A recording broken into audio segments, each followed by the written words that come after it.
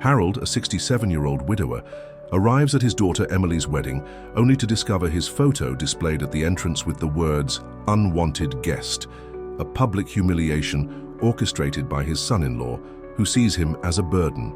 But what the guests don't know is that Harold carries a secret about the family's past that will change everything. Amid painful revelations, unexpected reconciliations, and the discovery that family love can overcome even the deepest wounds, this is the journey of a man who thought he had lost his place in the world, but instead finds a second chance to be the father and grandfather he always longed to be. The parking lot of St. Michael's Church was already packed when I pulled up in my old Honda Civic, the same car Margaret and I had driven for 15 years before cancer took her away. My hands trembled slightly as I adjusted my tie in the rearview mirror, not from nerves about the wedding, but from the 3 months of silence that had followed my last conversation with Emily. I stepped out into the crisp October afternoon, the golden leaves crunching under my polished shoes. These were the same shoes I'd worn to Margaret's funeral 2 years ago and to every important family event since. They were getting worn, but they still had dignity, just like I hoped I did. The church bells were chiming and I could see other guests making their way toward the entrance.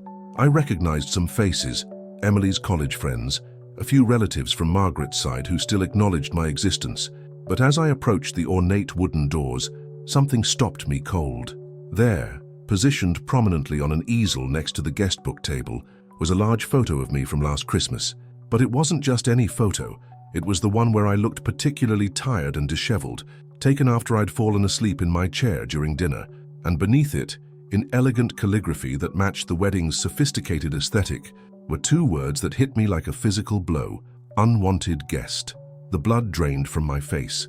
I stood frozen, watching as arriving guests noticed the sign, some chuckling, others looking uncomfortable, a few whispering among themselves while stealing glances in my direction. Mrs. Patterson from down the street walked past, saw the photo, then saw me, and quickly averted her eyes with an expression of pity that made my stomach turn. This had to be David's doing. My son-in-law had made it clear from the moment he started dating Emily that he saw me as nothing more than a burden, an obstacle to their perfect life.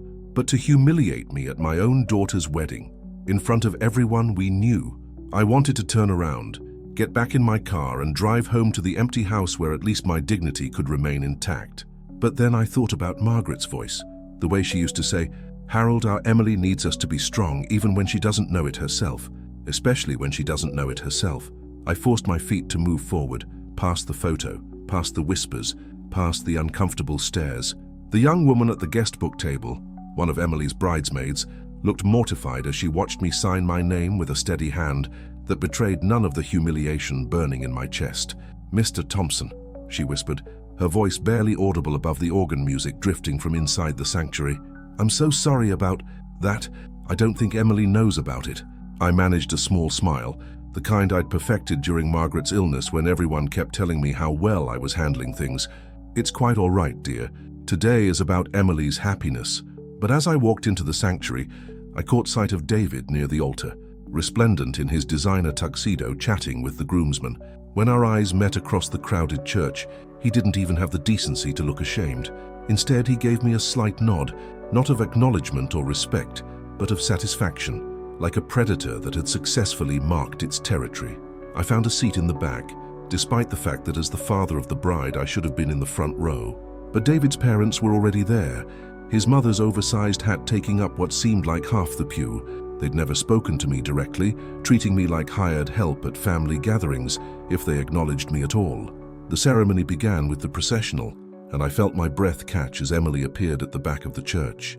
She was radiant in Margaret's wedding dress, which we'd had altered to fit her perfectly. For a moment I forgot about the humiliation at the door, forgot about David's cruelty, forgot about everything except how much she looked like her mother on our wedding day 35 years ago. But as she walked down the aisle on the arm of David's older brother, because as David had explained months ago, having me walk her down the aisle would complicate the aesthetic of the photographs, Emily's eyes found mine for just an instant. I saw something there that made my heart break all over again. Not anger, not resentment, but a kind of resigned sadness, as if she'd accepted that this was just how things had to be now. The ceremony proceeded with all the traditional pageantry. I watched my daughter promise to love and honor a man who had just publicly humiliated her father, and I wondered if she truly understood what kind of person she was marrying.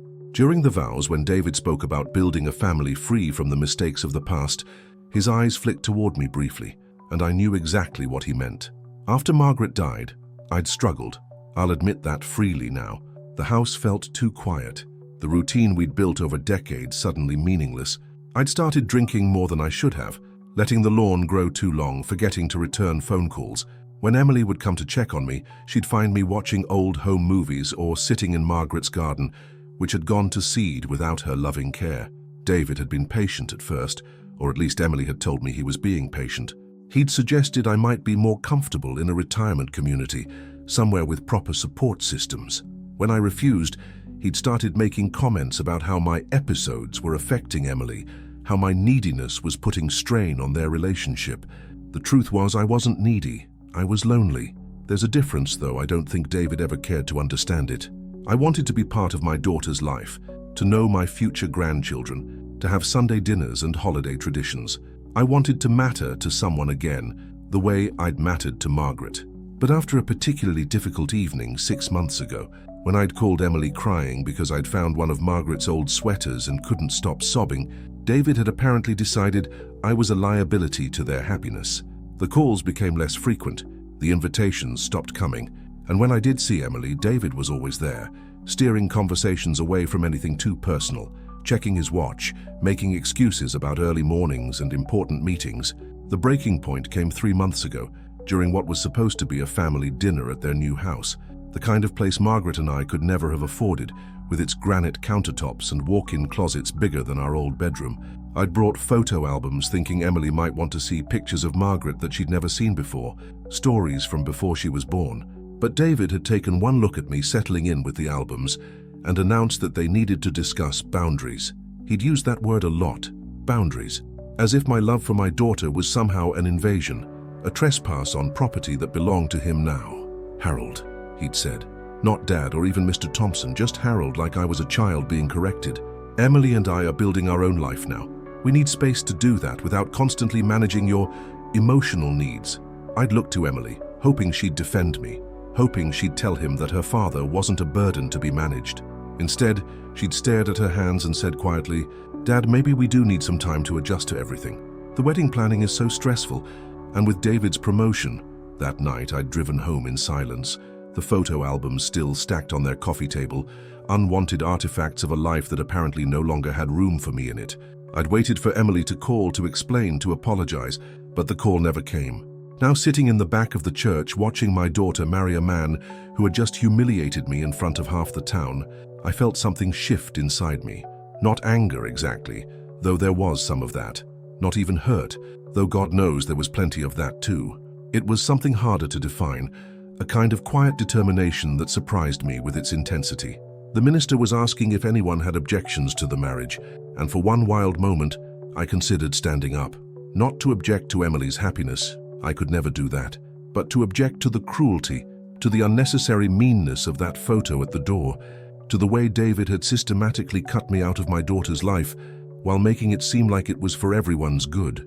But I stayed seated, my hands folded in my lap, watching as my little girl became Mrs. David Mitchell, watching as she stepped fully into a life that had no room for the man who had raised her, loved her, and would have died for her without a second thought.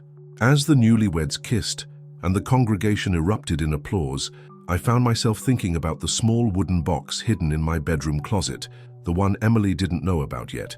Inside that box were letters, dozens of them, written by Margaret during the final weeks of her life, when she was too weak to speak but still had so much she wanted to say. Letters to Emily about love and marriage and forgiveness. Letters about mistakes and regrets and second chances. And one letter, sealed in a separate envelope, with instructions that it should only be opened if our daughter ever found herself in a marriage that made her forget who she really was, who she came from, and what real love was supposed to look like. I'd been carrying the weight of that box, of those undelivered messages, for 2 years now. Margaret had trusted me to know when the time was right, and sitting in that church, watching David's satisfied smile as he claimed his prize, I began to think that time might be sooner than I'd expected. The recessional began, and as Emily walked back down the aisle as a married woman, Her eyes found mine again. This time I smiled, not the defeated, apologetic smile of a man who knew he wasn't wanted, but the confident, loving smile of a father who wasn't finished fighting for his daughter's happiness, even if she didn't know she needed him to. The reception was being held at the Riverside Country Club, the kind of place where Margaret and I had only been once before, for Emily's high school graduation party, and even then we'd felt like we didn't quite belong among the crystal chandeliers and marble floors. Now arriving in my 15-year-old Honda, among the sea of luxury cars, I felt that familiar weight of being the outsider looking in. I'd driven the 10 minutes from the church in silence, my mind still reeling from the photo incident. Part of me had considered going home, calling Emily tomorrow to make some excuse about not feeling well, but Margaret's voice kept echoing in my head. Harold, sometimes the most important thing we can do is show up, especially when we're not wanted. The valet, a young man probably Emily's age, looked surprised when I handed him the keys to my modest Honda. "Will you be staying long, sir?" he asked, and I caught the implication that maybe I should consider keeping the car close by for a quick exit. "For as long as my daughter needs me to," I replied, straightening my shoulders as I walked toward the entrance. Inside, the reception was already in full swing. The cocktail hour had begun, and guests were mingling around elegant, high-top tables, champagne glasses catching the light from the enormous crystal chandelier. I recognized the photographer moving through the crowd, capturing candid moments of joy and celebration. What I didn't expect was to overhear the conversations. "Did you see that photo at the church?" Mrs. Henderson from Emily's old neighborhood was saying to another woman I didn't recognize. I felt so embarrassed for Harold, that poor man. "Well," the other woman replied, taking a sip of her champagne, "David must have had his reasons. I heard Harold's been quite difficult since his wife died, calling Emily at all hours, showing up uninvited." I felt my face burn as I moved past them, pretending I hadn't heard. But the damage was done. This wasn't just David's cruelty. Somehow I'd become the subject of gossip, painted as the pathetic widower who couldn't let go of his daughter. I made my way to the bar, needing something stronger than champagne to get through the evening. As I waited for the bartender, I felt a hand on my shoulder. "Mr. Thompson." I turned to find Sarah Martinez, Emily's college roommate and maid of honor. She was one of the few people here who had always treated me with genuine warmth, and her expression now was one of barely contained anger. "Sarah," I said, managing a smile, "you look lovely tonight. Mr. Thompson, I need you to know that what happened at the church, Emily had no idea. She's devastated. She's been crying in the bridal suite for the past 20 minutes. My heart clenched. "She's supposed to be happy today." "That's what I told her," Sarah said, her voice dropping to an urgent whisper. "I also told her she needs to stand up to David, but..." She shook her head. "I don't know what's happened to her. She used to be so strong, so independent, but ever since she started planning this wedding, it's like she's become a different person." Before I could respond, David appeared beside us, his arm sliding possessively around Sarah's waist in a way that made her visibly uncomfortable. "Sarah, darling, Emily's looking for you. Something about the bouquet arrangement." His voice was smooth, practiced, but his eyes were cold as they fixed on me. "Harold, I'm surprised to see you made it. After the confusion at the church, I thought you might prefer to skip the reception." "Confusion?" The word came out sharper than I'd intended. "Is that what you're calling it?" David's smile never wavered. "Well, you have to admit, the whole situation is a bit awkward. Emily's been so worried about how to handle your needs during the festivities. She asked me to make sure everyone understood that this might be difficult for you."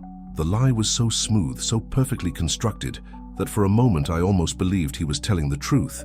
But I caught Sarah's expression, the way her eyes widened in shock and disgust. "That's not what happened, and you know it," Sarah said, her voice tight with controlled anger. "Emily never said anything like that." David's mask slipped for just a second, revealing something ugly underneath. "Sarah, I think you misunderstood." "No, I understood perfectly." She pulled away from him and looked directly at me. "Mr. Thompson, Emily is in the Magnolia suite upstairs. I think she'd really like to see you right now." David's jaw tightened. "Actually, Harold, I'd prefer if you gave Emily some space today. She's already emotional, and I think seeing you upset might push her over the edge." The audacity of it took my breath away. Here was a man who had publicly humiliated me, now trying to prevent me from comforting my own daughter, all while making it sound like he was protecting her from me. "With all due respect, David," I said, my voice steady despite the rage building in my chest, "Emily is still my daughter, and if she's upset, my place is with her." "Actually," David stepped closer, his voice dropping to a threatening whisper, She's my wife now, and I decide what's best for her." The words hung in the air between us like a gauntlet thrown down. Around us, the party continued, guests laughing and chatting, completely unaware of the battle being waged in quiet voices by the bar. "David." The voice came from behind him, sharp and authoritative. We all turned to find David's mother, Patricia Mitchell, approaching in her designer gown and disapproving expression. "What is this commotion?" "Nothing, Mother. Just having a conversation with Harold about that disgraceful display at the church." Patricia's eyes were ice cold as they fixed on her son. "David Michael Mitchell, what were you thinking? Humiliating an elderly man at your own wedding?" The Hendersons are beside themselves, and Margaret Patterson pulled me aside to tell me how ashamed she was to be associated with such cruelty. I stared at Patricia in shock. In all the years I'd known her, she'd barely acknowledged my existence, treating me like part of the help at family gatherings. David's face flushed. "Mother, you don't understand. Harold has been a problem for months. Emily's been stressed about—" "What I understand," Patricia interrupted, "is that you've embarrassed our family name with petty vindictiveness. Whatever issues you have with Harold, you handle them like a gentleman, not like a schoolyard bully." She turned to me, and for the first time ever, I saw something like respect in her eyes. "Harold, I owe you an apology. Margaret was a wonderful woman, and you've been a devoted father to Emily. What happened today was inexcusable. I felt like I'd stepped into an alternate reality." Patricia Mitchell defending me. "Thank you, Patricia," I managed. That means more than you know." David looked like he'd been slapped. His carefully constructed narrative was crumbling around him, and for the first time, I saw him for what he really was. Not a successful young man protecting his wife from her burdensome father, but a small, insecure person who needed to diminish others to feel powerful. "I'm going to check on Emily," I said, not asking for permission. "Harold." David's voice stopped me. "We're not finished here." I turned back to him, and something must have shown in my face because he actually took a step backward. "Yes, we are, David. For now, we are. But this conversation, the way you've been treating me, isolating my daughter, making her feel like she has to choose between her husband and her father, that's far from finished." As I walked toward the stairs leading to the bridal suites, I heard Patricia's voice behind me. "David, you and I need to have a very serious conversation about what it means to be a Mitchell." The Magnolia Suite was at the end of a long hallway lined with portraits of the country club's founding families. Old money, old names, the kind of establishment wealth that Margaret and I had never aspired to, but had always respected. I knocked gently on the door. "Sarah, I told you I need a few more minutes." Emily's voice came through the door, thick with tears. "It's not Sarah, sweetheart. It's Dad." Silence. Then footsteps, and the door opened to reveal my daughter in her wedding dress, her makeup carefully repaired, but her eyes still red-rimmed from crying. "Daddy!" The word came out like a sob, and suddenly she was in my arms. 28 years old, but feeling like the little girl who used to run to me when she scraped her knee or had a bad dream. "I'm so sorry," she whispered against my shoulder. "I'm so sorry. I didn't know about the photo. I swear I didn't know." I held her tight, breathing in the familiar scent of her perfume, the same one Margaret used to wear. "I know you didn't, honey. I know. But I did know about other things." She pulled back, looking at me with eyes full of guilt and pain. "I knew David was being unfair to you. I knew he was trying to push you out of our lives, and I let it happen because it was easier than fighting with him. I chose him over you, and I hate myself for it. If this moment touched your heart like it did mine, tell me from which part of the world you are listening to this story. Sometimes the hardest thing about love is learning when to fight for it." "Emily," I said gently, "you don't have to choose between your husband and your father. That's not how love works." "But that's exactly what he's been making me do," she said, tears starting fresh. "Every time I wanted to call you, he'd remind me how unhealthy our relationship was. Every time I suggested inviting you to dinner, he'd talk about boundaries and how I needed to focus on our marriage. He made me feel like loving you was somehow betraying him." My heart broke for her, but it also filled with a fierce pride. This was the Emily I remembered, the one who could see through manipulation and stand up for what was right. Somewhere under David's influence, she was still there. "Sweetheart," I said, taking her hands, "what do you want? Not what David wants, not what makes things easier, but what do you want?" She looked at me for a long moment, and I saw her mother's strength shining through the tears. "I want my dad back in my life. I want Sunday dinners and holiday traditions, and someone to call when I'm scared or excited, or just need to hear a voice that's loved me since before I was born. Then that's what we'll figure out," I said. together. Emily and I had been talking in the Magnolia suite for nearly 30 minutes when sharp knocking interrupted us. Before either of us could respond, David burst through the door, his face flushed with anger and champagne. "What the hell is going on here?" he demanded, his eyes darting between Emily's tear-stained face and my protective stance beside her. "Emily, our guests are asking where you are. We're supposed to be cutting the cake in 10 minutes. "David, please," Emily said, her voice still shaky but gaining strength. "I needed a moment with my father." "Your father?" David's laugh was bitter. "Emily, look at yourself. You're a mess. This is exactly what I've been trying to protect you from. He shows up, plays the victim, and suddenly you're falling apart on our wedding day." I felt my temper flare, but Emily spoke before I could. "Protect me? David, you put my father's photo at the church entrance with Unwanted Guest written under it. How is that protecting anyone?" For the first time, David looked genuinely surprised by Emily's pushback. "That wasn't... Emily, you don't understand the full situation. Your father has been... Has been what?" Emily stood up, her wedding dress rustling around her. "Grieving his wife? Missing his daughter? Wanting to be part of our lives? When exactly did those things become crimes?" David's jaw worked silently for a moment, and I could see him recalculating, trying to find the right words to regain control of the narrative. "Emily, sweetheart, you're being emotional. We've talked about this, your father's dependency issues." "Stop!" The word came out like a gunshot. "Just stop, David.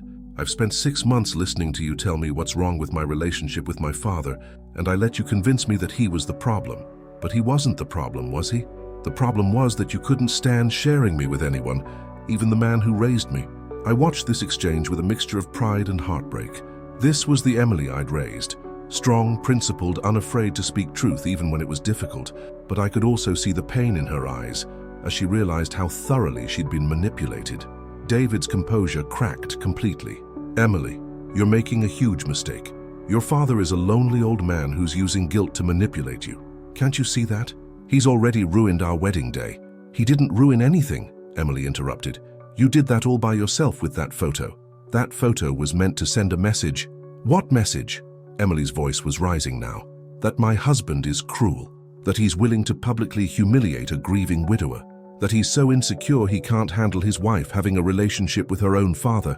The silence that followed was deafening. David stared at Emily as if seeing her for the first time, and I realized this might be the first time she'd ever really stood up to him. "Emily," David said finally, his voice taking on a pleading quality, "I love you. Everything I've done has been because I love you and want what's best for us." "No," Emily shook her head. "What you've done is isolate me from the people who knew me before you did. First, it was my college friends. They were too immature for a married woman. Then it was my co-workers. I shouldn't get too close to people at work. And finally, it was my father. He was too needy, too much of a burden on our new life together." I watched David's face as Emily laid out his pattern of behavior, and I saw recognition dawn in his eyes. Not remorse, but the cold calculation of someone whose tactics had been exposed. "That's not..." "Emily, you're twisting things," he said, but his voice lacked conviction. "Am I?" Emily moved to her purse and pulled out her phone. "Let me read you some text messages. From last month. Your dad called again. We really need to discuss getting him into counseling or maybe looking at assisted living options. This isn't sustainable. From 2 months ago. I think your father's grief is becoming unhealthy. Maybe we should talk to someone about setting better boundaries." She looked up from her phone, her eyes blazing. "David, my father lives alone in the house where he raised me and where my mother died. He's not in assisted living because he doesn't need assisted living. He doesn't need counseling because he's grieving normally. What he needed was his daughter, and you convinced me that loving him was somehow wrong." A knock at the door interrupted the confrontation. Sarah's voice came through. "Emily, the photographer is asking about family photos before the reception continues." "Family photos?" Emily repeated slowly, looking at David. "Tell me, David, was my father included in those family photos? Or did you find another way to make sure he knew he wasn't welcome?" David's silence was answer enough. Emily walked to the door and opened it. Sarah stood there with the photographer, a middle-aged woman with kind eyes who looked uncomfortable about interrupting what was clearly a tense moment. "Margaret," Emily said to the photographer, "I need you to take some photos of me with my father. Just the two of us first, then maybe some with him and my new mother-in-law if she's willing." "Of course, dear," Margaret replied. "I was actually surprised we hadn't scheduled those already. Father-daughter photos are usually a priority." Emily looked pointedly at David. "Yes, they usually are. As we prepared to leave the suite for photos, David grabbed Emily's arm. "Emily, please, don't let one misunderstanding ruin our entire marriage. We can work through this." Emily gently pulled her arm free. "David, this isn't one misunderstanding. This is a pattern of behavior that I've been too in love or maybe too scared to see clearly. The question now is whether you're willing to acknowledge that pattern and change it." "What does that mean?" "It means that my father is part of my life, period. It means that I make my own decisions about my relationships with my family and friends. It means that you don't get to isolate me from people who love me just because their love for me doesn't center around you." We walked downstairs together, Emily, David, Sarah, and me, a strange wedding party processing through the country club like we were heading to a funeral instead of a celebration. The photographer, Margaret, tactfully stayed several steps ahead, giving us space for what was clearly a family crisis. As we entered the main reception area, I became aware of the whispers again, but this time they sounded different. Patricia Mitchell was holding court near the cake table, and I caught fragments of her conversation, absolutely appalled by my son's behavior. And Harold Thompson is a gentleman who deserved better. It seemed that word of the photo incident had spread, and opinion was turning against David. I should have felt vindicated, but all I felt was sad. For Emily, for the wedding day that should have been joyful, for the marriage that was starting with such painful revelations. The photographer positioned Emily and me near the large windows overlooking the golf course. The late afternoon light was golden and soft, perfect for pictures, but I could see the tension in Emily's shoulders, the way she was holding herself like she might shatter. "Just breathe, sweetheart," I whispered as Margaret adjusted her camera settings. "We'll get through this." "Dad," Emily said quietly, "I need to ask you something, and I need you to be completely honest with me. Always. Was David right about anything?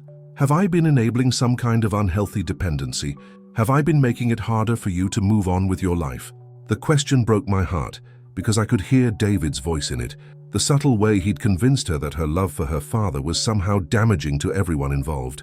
"Emily," I said, looking directly into her eyes, "missing your mother and wanting to be close to you isn't unhealthy. Calling you when I'm lonely isn't manipulation. Wanting to be included in your life isn't dependency. It's love. It's what families do." "But David said what he needed to say to make you feel guilty for loving me," I interrupted gently. "Honey, in the 2 years since your mother died, how many times have I asked you for money? Never. How many times have I shown up at your house uninvited?" Emily thought for a moment. "Once, and that was because I wasn't answering my phone and you were worried I was sick. How many times have I made demands on your time that interfered with your work or your relationship?" "You haven't," she admitted, her voice small. "Then what exactly was this dependency that David was so worried about?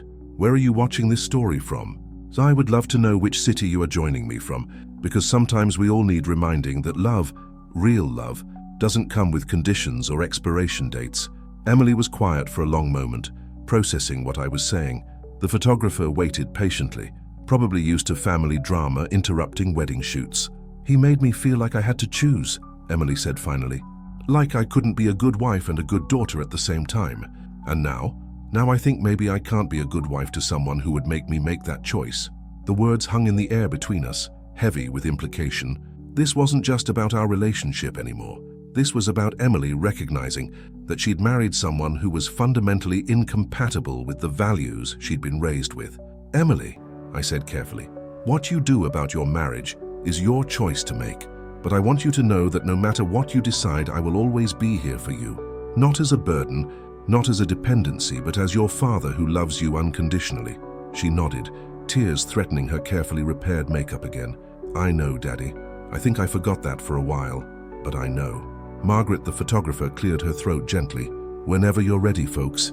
We've got beautiful light here." As we posed for the photos, Emily's hand on my arm, both of us smiling despite everything, I caught sight of David standing in the doorway watching us. His expression was unreadable, but I could see the wheels turning in his head, calculating his next move. The photos would be beautiful, I was sure, but I wondered if they'd be the last ones Emily and David ever took together as a married couple.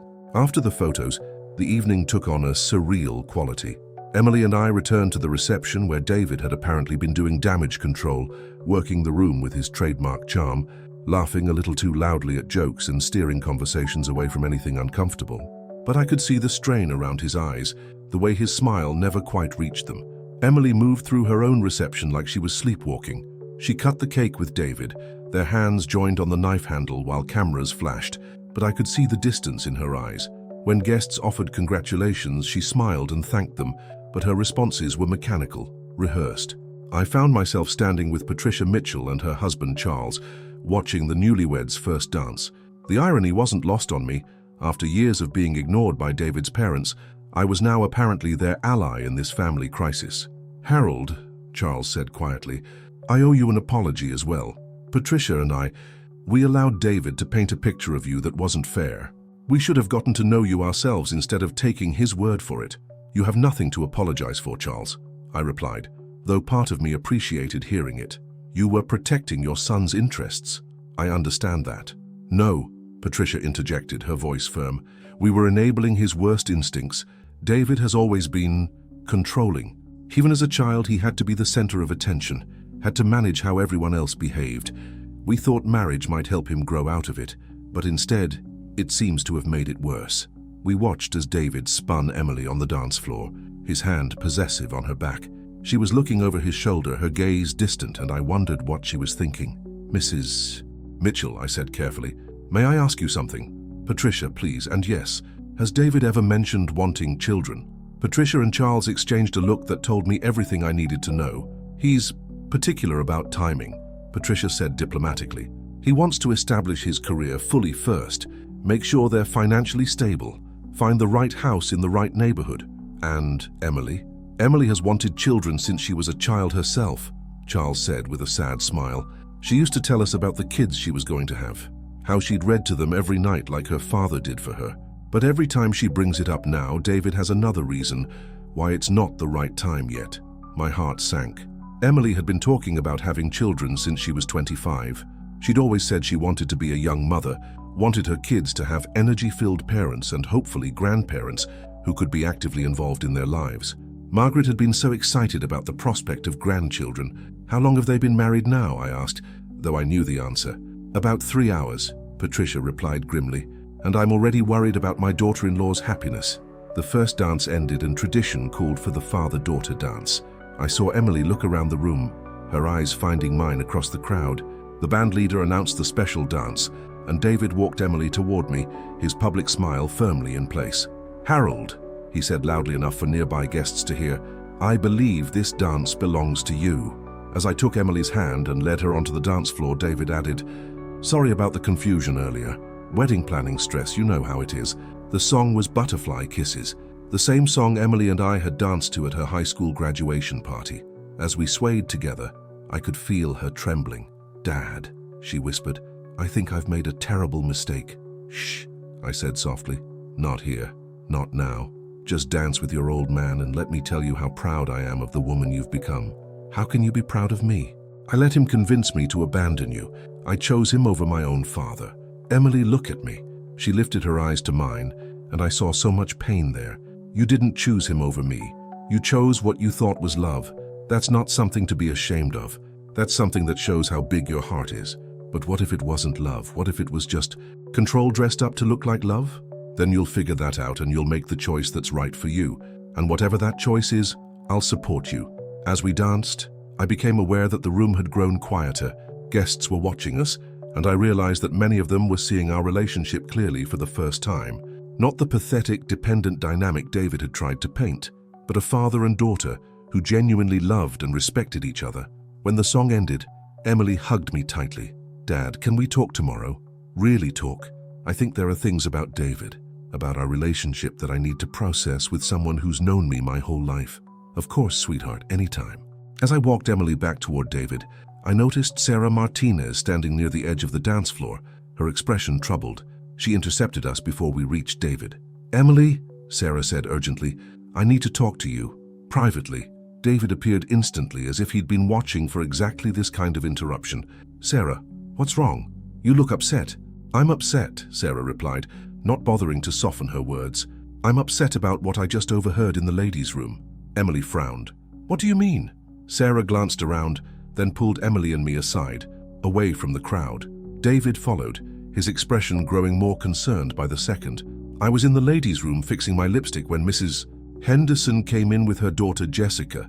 They didn't know I was in the stall, and they were talking about Harold. My stomach clenched. They said David had been calling people before the wedding, telling them that Harold was having some kind of breakdown, that he was calling Emily at all hours, showing up drunk, making scenes. Mrs. Henderson said David asked her to keep an eye on Harold tonight, in case he caused any disruption. The blood drained from Emily's face. He what? That's not all, Sarah continued, her voice shaking with anger. Jessica said David had told several people that you were embarrassed by your father's behavior, but too kind to cut him off completely. That the whole family was walking on eggshells around his episodes. I felt like I'd been punched in the gut. It was one thing to be humiliated by the photo at the church. That was cruel but straightforward. This was something much more insidious. David had been systematically destroying my reputation in the community, making sure that even if Emily defended me, people would assume she was just being a loyal daughter, covering for her father's problems. Is any of that true? Emily asked, turning to look at me with wide, horrified eyes. Emily, I said quietly, in the 2 years since your mother died, I've called you after 9 p.m. exactly 3 times. Once when I fell and thought I might need to go to the emergency room, once when the power went out during that ice storm, and I wasn't sure if I should try to drive to a hotel, and once when I found your mother's wedding ring, which I thought I'd lost. And have you been drinking? I have a beer with dinner sometimes. I had 2 glasses of wine last Christmas. I've never been drunk in your presence or anyone else's. Emily turned to David, and I could see the exact moment when the full scope of his manipulation became clear to her. David, she said, her voice deadly calm, did you tell people that my father was having a breakdown? David's face went through several expressions: surprise, calculation, then a kind of desperate charm. Emily, sweetheart, I was worried about you. You were so stressed about your father's adjustment issues, and I thought if people understood the situation. What adjustment issues? Emily's voice was getting louder and nearby guests were starting to notice. David, what exactly did you tell people about my father? If you have ever lived something like this, leave me a comment telling me from which country you are listening to me. Sometimes the worst betrayals come from the people we trust most with our hearts. I may have mentioned that Harold was struggling with Margaret's death and that it was putting pressure on our relationship. You lied about him. The words came out flat and final. You told our friends and neighbors that my father, a man who worked 2 jobs to put me through college, who took care of my mother through 2 years of cancer treatments, who has never asked me for anything except to be part of my life. You told them he was some kind of unstable burden. Emily, you're overreacting. Am I? She looked around the room, and I could see her taking inventory of the guests, probably wondering how many of them had been told these lies about me. David, answer me one question, and I want you to be completely honest. Did you or did you not tell people that my father shows up at our house drunk? The silence stretched between them like a chasm. David's inability to answer was an answer in itself. Oh my God, Emily breathed. You did. You actually told people that. Emily, no. She held up her hand. Just, no. I can't do this here. I can't have this conversation in front of all these people. She turned to me, her eyes filled with tears and rage and something that looked like grief. Dad, I am so sorry. I am so incredibly sorry. Not just for tonight, but for months of letting him convince me that loving you was somehow wrong. Emily, honey, no, let me finish. I let my husband, lie about you to our community. I let him isolate me from you using guilt and manipulation that I should have seen through. I let him make me complicit in hurting the most important man in my life. She turned back to David, and when she spoke, her voice was steady and clear. David, I want you to understand something. My father isn't going anywhere. He's not a phase I'm going to grow out of, or a problem you're going to solve. He's my family, and he will be part of my life for as long as he wants to be. Emily, we can work through this, can we? Because from where I'm standing, it looks like you've spent months systematically lying about a good man in order to justify cutting him out of our lives. That's not something you work through, David. That's something that shows me exactly who you really are. The reception continued around us, but our little corner had become its own world of crisis and revelation. And I realized that Emily was stronger than either David or I had given her credit for. She was her mother's daughter, after all. Emily excused herself from the reception, claiming she needed air, and I watched her walk toward the country club's terrace doors, with David trailing behind her like a scolded child. Sarah caught my arm as I started to follow. Mr. Thompson, maybe give them a few minutes. Emily needs to handle this on her own terms. I nodded, though every instinct told me to protect my daughter from whatever was happening outside. Instead, I found myself accepting condolences from guests who were beginning to piece together the evening's drama. "Harold, I'm so embarrassed." Mrs. Henderson approached me, her face flushed with shame. If I had known the truth about that photo, about what David had been saying, I would never have participated in spreading those awful stories. "You weren't to know, Helen," I replied, though her words stung. "David can be very convincing. Still, I should have talked to you directly instead of listening to gossip. Margaret would be so disappointed in me." The mention of my wife's name hit harder than I expected. Margaret had always been the bridge between me and the social circles of Emily's life. Without her, I'd become more isolated, more vulnerable to exactly the kind of character assassination David had orchestrated. Through the terrace windows, I could see Emily and David in heated conversation. Even from a distance, I could tell it wasn't going well. Emily's posture was rigid, defensive, while David's gestures were becoming more animated, more desperate. "Harold?" Patricia Mitchell appeared beside me. "Charles and I have been talking, and we think you should know something." I turned to face her, bracing myself for more revelations. 3 months ago, David asked us about our estate planning. Specifically, he wanted to know if we had provisions for what he called family complications. My blood ran cold. What kind of complications? He was particularly interested in whether we had language about protecting Emily from undue influence from extended family members who might be struggling financially or emotionally. The implications hit me like a physical blow. He was worried I might try to take advantage of Emily. We told him that was nonsense, that you'd never shown any interest in money beyond making sure Emily had what she needed. But now, Patricia's voice trailed off as she watched her son through the window. "Now I'm wondering if he was setting up some kind of legal framework to cut you out entirely." Before I could respond, the terrace doors burst open and Emily strode back into the reception, her face tear-streaked but determined. David was right behind her, his carefully maintained composure finally cracking completely. "Emily, please," he said loudly enough that several guests turned to stare. "Don't make any decisions you'll regret. You're emotional right now." "I'm not emotional, David. I'm clear-headed for the first time in months," Emily's voice carried across the room. "And I'm done pretending that your behavior tonight was some kind of misunderstanding." The reception had gone quiet, conversations stopping mid-sentence as everyone realized they were witnessing the disintegration of a marriage just hours after the ceremony. Emily walked directly to me, taking my hands in hers. "Dad, I need you to know that everything David said about you, everything he convinced me to believe, none of it was true, and I should have known better." "Emily, sweetheart." "No, let me finish." Her voice was steady now, filled with the kind of certainty I remembered from when she was a little girl, making up her mind about something important. "David just spent 20 minutes trying to convince me that his lies about you were protective, that he was saving me from making mistakes that would hurt our marriage." She turned to address the room, and I realized she was about to make some kind of public statement. "I want everyone here to know that my father, Harold Thompson, is not having a breakdown. He's not calling me at all hours. He's not showing up drunk, and he's not financially dependent on me. Those are all lies that my husband told to justify isolating me from the most important relationship in my life." The silence in the room was deafening.